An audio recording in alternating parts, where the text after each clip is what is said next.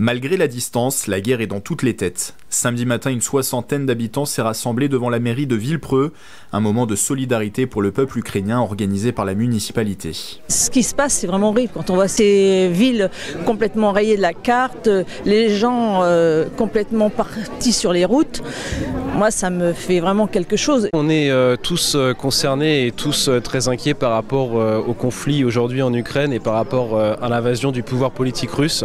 On est rassemblés pour montrer notre unité, pour montrer notre soutien et notre solidarité à destination du peuple ukrainien. L'occasion également pour la commune de lancer une collecte de produits de secours et d'hygiène, car dans de nombreuses villes des Yvelines, la mobilisation est au rendez-vous depuis quelques jours à l'appel de l'Association des maires de France, et elle a été rapide, notamment à Poissy. Depuis mercredi, c'est plus de 2 tonnes de matériel qui ont été réceptionnés, qui sont ensuite compartimentés par notre réserve communale et citoyenne.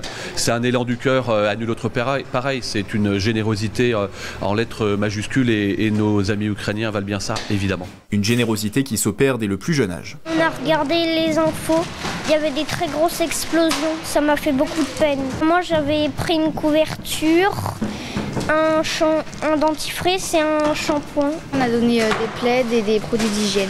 Emma, elle a décidé de trier, de voir ce qui pouvait servir. J'avais envie de les aider. Montrer aux enfants qui prennent conscience de ce qui se passe.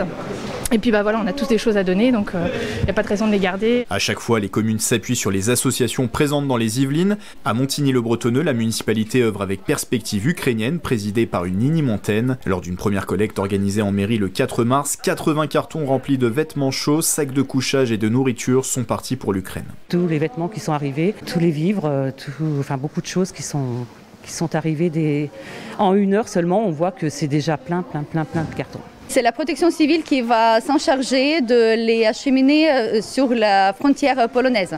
Malheureusement, elle ne va pas traverser la frontière et ça ne va pas être distribué directement à la population locale.